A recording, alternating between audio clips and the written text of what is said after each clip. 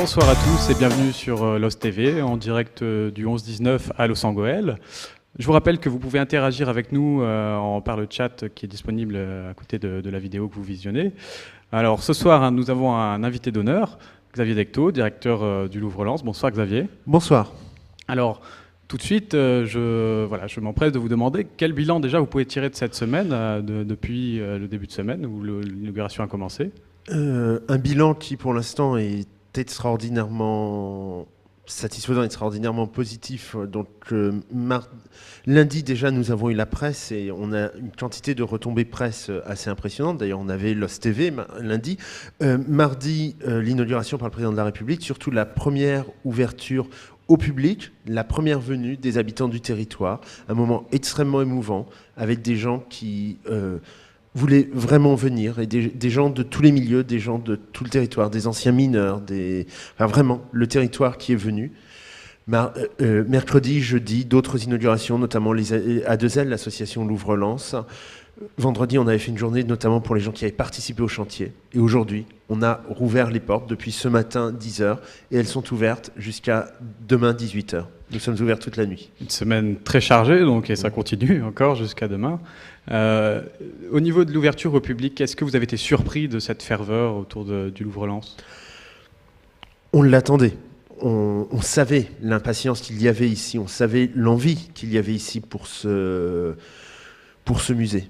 Néanmoins, on a, je pense, eu énormément de bonheur nous-mêmes à voir le bonheur sur le visage des gens, à voir leur plaisir, à voir leur émerveillement. On a commencé à remplir notre rôle, à apporter du plaisir et du bonheur aux gens, et ça c'est extraordinaire. Et donc là, vous me faites l'honneur de participer à ce plateau, de répondre encore une fois à nos sollicitations en tant que télévision participative. Donc, est-ce que c'est un attachement particulier que vous souhaitez prolonger, d'aller vraiment vers ces projets citoyens ?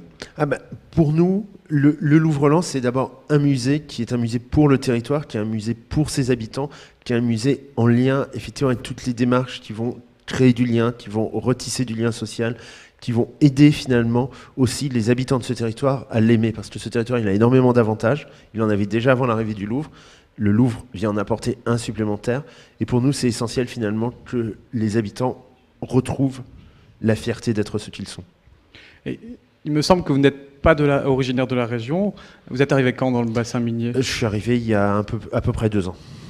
Et donc je vais vous demander tout de suite, si il vous reste une image en tête de votre arrivée, qu'est-ce qui vous a marqué ?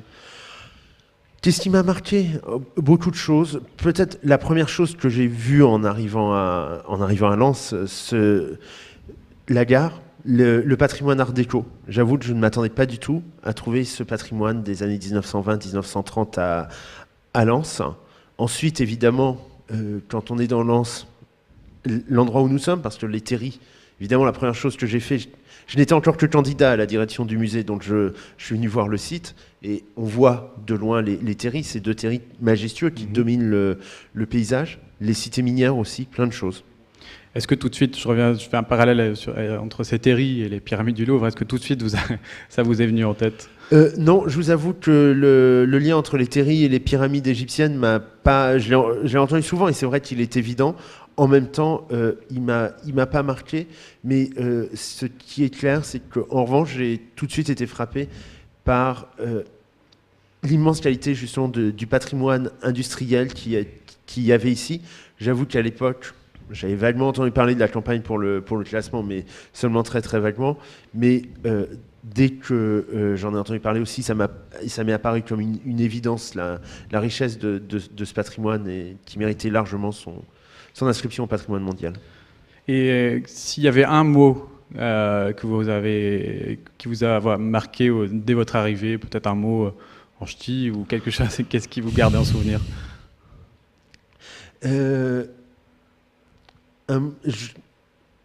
Personne ne m'a parlé en ch'ti quand je suis arrivé, probablement parce que je parlais pas non plus en ch'ti. En tout cas, ce qui m'a frappé vraiment, c'est la qualité de l'accueil des gens. Les gens sont sympathiques, les gens sont proches, les gens sont chaleureux. Et merci pour donc cette petite introspection. Donc, Venons-en maintenant plus sur le musée du Louvre-Lens. Quels espoirs mettez-vous personnellement en termes d'impact sur le territoire? Monsieur, on a parlé un petit peu tout à l'heure, mais vous personnellement? Mon premier espoir, encore une fois, c'est de donner du bonheur aux gens, de faire que les gens du territoire viennent et reviennent, viennent découvrir ce musée, le redécouvrent, le parcours, se l'approprient. Parce que ce musée, il est là pour eux, il est là pour chacun d'entre eux, et c'est important pour moi que tous viennent et reviennent, ils prennent du plaisir. Derrière, il y a aussi un impact énorme en termes d'image du territoire vu de l'extérieur, mais aussi en termes d'image du territoire pour ses habitants. Et derrière encore, il y a un impact économique touristique d'abord, mais aussi par ce changement d'image, impact global en termes d'économie. D'accord. Merci pour cet avis. Je vais me tourner vers Antoine. Antoine, qui est en direct sur Internet, qui consulte. Avons-nous une question d'internaute? Ah oui, alors il y a une... Oui, j'entends deux sons. Alors oui, on a une question qui vient de Marie-Christine et qui dit en voulant décentraliser un peu la culture du musée du Louvre à Lens, est-ce qu'on casse pas un peu la magie et il n'y a pas un phénomène de dispersion finalement de ces collections? Et puis Théo qui pose une deuxième question, il dit le musée est-il vraiment gratuit pour tous? Alors, deux questions. Donc, pour répondre à la première, non, on ne casse pas la magie en dispersant les collections. Il faut venir au Louvre-Lens pour le voir. Le Louvre-Lens, c'est vraiment un autre regard sur les collections du Louvre, une autre façon de regarder les collections. Et venez, je ne peux que vous dire de venir voir parce que, justement, c'est un lieu magique. C'est un lieu où on redécouvre les œuvres, même quand on les connaissait bien. Le Louvre-Lens est presque entièrement gratuit pour tous. La Galerie du Temps, donc là où l'on a 205 œuvres du Louvre présentées chronologiquement, mais rapprochées par de la civilisation, rapprochées par de la technique, elle est gratuite. Au bout, le pavillon de verre, d'où l'on contemple le paysage environnant et d'où l'on voit les terris, encore une fois, où nous nous trouvons, et où sont rapprochées des œuvres du Louvre et des œuvres des musées de la région, est gratuit. Les coulisses, où l'on présente les métiers du musée, où on présente la vie des œuvres, où l'on voit les réserves et où demain, enfin quand je dis demain, c'est plutôt mercredi, on pourra visiter les réserves, c'est gratuit. Le seul endroit qui soit payant, c'est la galerie d'exposition temporaire, où là on a des expositions d'une durée de 3 mois, des expositions d'une grande ampleur, et on commence avec une exposition Renaissance, où l'on trouve un nombre conséquent de chefs-d'œuvre, et ensuite on continuera avec Rubens, on continuera avec les Étrusques, beaucoup d'emprunts. Là, ces expositions-là sont payantes, à 9 €, mais il y a des cartes d'adhérents au Louvre-Lens. On peut adhérer au Louvre-Lens pour 10 € quand on a moins de 26 ans, 12 € quand on a plus de 26 ans. Ah, l'exposition est gratuite pour les moins de 18 ans. Donc 10 € entre 18 et 26, 15 € au-delà de 26 ans. Avec cette carte, on vient aussi souvent qu'on veut aux expositions temporaires. On a des tarifs réduits à la scène, on a plein d'avantages. Donc beaucoup de dispositions pour vraiment que ce soit ouvert à tous. Cette galerie temporaire, donc, vous avez parlé déjà, elle va durer combien de temps là? Elle est installée pour combien de temps? Alors, les expositions temporaires durent en général 3 mois, tout simplement parce que dans les expositions temporaires, il y a souvent des dessins, et les dessins, on ne peut pas les exposer trop longtemps à la lumière, parce que la lumière les dégrade. Donc, les expositions vont durer entre 3 et 4 mois, il y en aura 2 par an, parce que derrière l'exposition, il faut le temps de l'installer, le temps de la démonter, donc voilà, 2 fois par an, des grandes expositions de 3 mois. Et elles viennent d'où, donc, ces expositions? Alors, la première exposition, on l'a faite essentiellement avec des œuvres du Louvre, simplement parce que quand on veut emprunter des œuvres, c'est difficile d'aller voir un musée en leur disant « Ça vous dirait de me prêter une œuvre? Mon musée n'est pas encore construit, mais je vous assure, il sera super chouette. » C'est un peu difficile, donc plutôt que de faire ça, on s'est concentré sur des œuvres du Louvre. Mais dès la deuxième exposition, Rubens et l'Europe, on va avoir des œuvres qui vont venir de Vienne, on va avoir des œuvres qui vont venir de Madrid, on va avoir des œuvres qui vont venir de New York, de Washington, de Los Angeles, du monde entier. Donc des œuvres pas seulement liées au Louvre, mais plus largement ouvertes à tous les musées du monde. Je reviens sur la Galerie du Temps. Nous, c'est vrai qu'on a pu y assister, la parcourir mardi soir. C'est vraiment un cheminement dans le temps. C'est vraiment splendide ce que vous avez fait. Et ensuite, on débouche. Moi, ce qui m'a aussi marqué, c'est qu'on débouche effectivement sur des œuvres plus régionales. Il y a donc des géants. Pourquoi ces géants Pourquoi les géants? Parce qu'au bout de la Galerie du Temps, donc, on a le pavillon de verre, cet endroit où on veut que... Alors d'abord, l'idée c'est que les expositions dans le pavillon de verre sont une sorte de commentaire sur ce qui se passe dans la Galerie du Temps. Donc là, des expositions d'une durée de 10 mois, c'est-à-dire qu'il y en a une par an, on a commencé avec le thème du temps. Ensuite, on aura le thème du sacré, par exemple. Mais on commence avec le temps. Et l'idée, c'est, encore une fois, de confronter les œuvres du Louvre et les œuvres des musées de la région, ou d'ailleurs que des musées de la région. On a en fait 3 espaces sur le temps. Une sur le temps astronomique, une sur le temps aussi, le temps cyclique de l'homme, le temps des saisons, le temps des moissons, le temps des fêtes religieuses, le temps des fêtes populaires. Et il nous paraissait très important, quand on évoquait les fêtes populaires dans la région, d'évoquer les processions de géants, les fêtes de géants, qui sont si fortement ancrées dans le patrimoine de la région. Je retiens donc cette ouverture sur la culture régionale. Je vais me tourner maintenant vers le public. Peut-être que quelqu'un a une question dans le public. Oui ? Oui, bonsoir. Madame. Bonsoir, monsieur le directeur. Bonsoir. Bonsoir, madame. Donc moi, ma question porte sur le site proprement dit. Donc le Louvre est bâti sur le site minier, hein, et tout a été détruit, bien sûr, pour construire les bâtiments du Louvre. Pourquoi, au minimum, n'avez-vous pas gardé le chevalet dans l'intégration du projet? Parce que nous, on est de famille de miniers, de mineurs, pardon, et donc on aurait aimé garder le chevalet au minimum. Lorsque le projet de construire le Louvre a été retenu, le chevalet était déjà détruit. Le seul bâtiment des mines qui restait étaient les écuries, mais qui étaient dans un état d'abandon tel qu'on ne pouvait pas les conserver. Mais tous les bâtiments anciens, tous les autres bâtiments, les bâtiments importants, avaient été détruits beaucoup plus tôt. Le site du Neuf de Lens, il a été détruit au début des années 80. Nous, on est arrivé en 2004, et voilà, c'était déjà détruit. Sinon, évidemment, on a conscience de ce qu'est ce patrimoine, et on n'aurait jamais détruit un chevalet. Merci. Donc, je vais maintenant sur la préparation. Il me semble qu'il y a eu la population locale a été aussi intégrée au projet par le Café des voisins. Le Café des voisins et plus largement la maison du projet.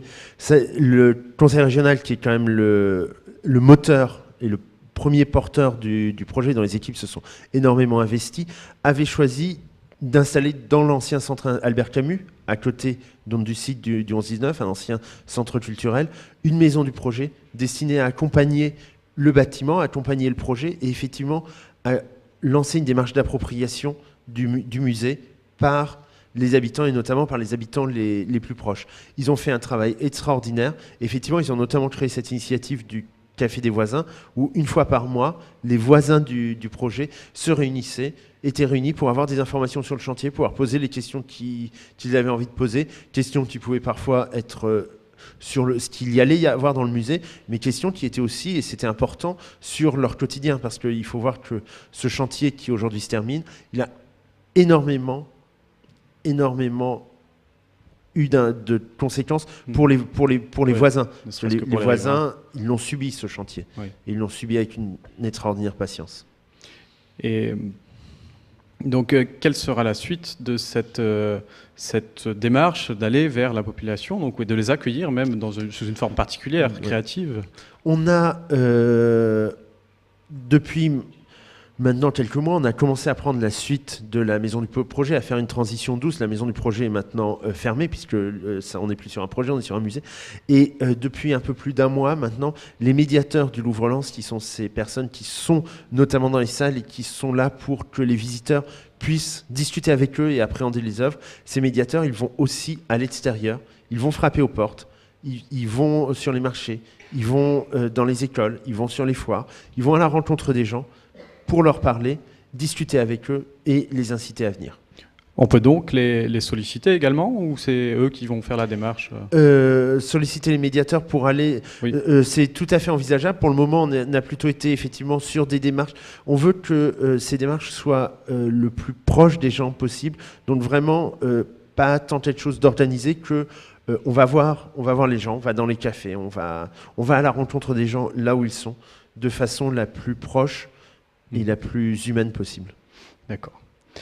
Je vais me demander à Antoine une nouvelle fois s'il y a d'autres questions d'internautes. Antoine? Oui, pas d'autres questions internautes. Les questions ont été répondues au fur et à mesure, donc je ne peux pas reposer les questions, mais ont été répondues. Donc apparemment, vous convainquez vos auditeurs. Alors, j'en suis heureux. Venons-en peut-être à votre avis. Maintenant, j'aimerais bien demander votre avis sur ce projet que nous menons de télé participative. Donc, Est-ce qu'on peut envisager qu'il y ait éventuellement des partenariats avec des projets de ce type et le musée du Louvre-Lens?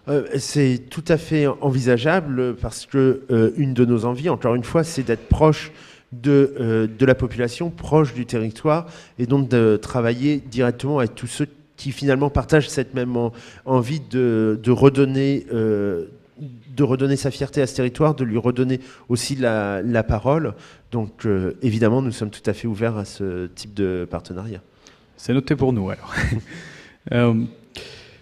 Là, on va pas vous retenir beaucoup plus longtemps. Quel est votre programme pour cette journée, la fin de cette journée? Là, on sait qu'il y a les illuminations en ce moment même, les illuminations du Cavalier, donc depuis la place Jean Jaurès de Lens, en passant par le Louvre-Lens, jusqu'ici au site du 11-19. Il y a toute une illumination mise en œuvre par la compagnie Carabosse.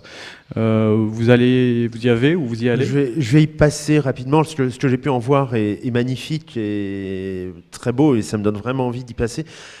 Là, il faut voir qu'on est aussi en phase d'ouverture du musée. Il est en train d'être rodé. Ma place est très largement là-bas, donc je vais passer l'essentiel de mon temps au musée, mais je vais au moins y jeter un œil. Et l'ouverture au public, donc c'est bien mercredi? Alors, l'ouverture normale au public, c'est mercredi, mais encore une fois, nous sommes ouverts en ce moment, nous sommes ouverts toute la nuit, nous sommes ouverts demain, toute la nuit. Et nous vous attendons nombreux. On est ouverts toute la nuit. Si vous avez envie de venir à 3h du matin au Louvre-Lens, c'est le moment ou jamais. Mais si vous n'avez pas envie de venir à 3h du matin, vous pouvez venir maintenant, vous pouvez venir demain matin, jusqu'à 18h demain. On vous attend et on sera très heureux de vous accueillir. Merci. Si je peux juste faire une dernière remarque, le bâtiment est assez extraordinaire, on s'en rend compte. Il arrive à accueillir des très grandes quantités de personnes, sans queue, sans bousculade. Donc vous pouvez y venir, il n'y a pas de problème, vous pourrez rentrer, vous pourrez le visiter dans des très bonnes conditions. Merci Xavier Decto, merci de votre disponibilité.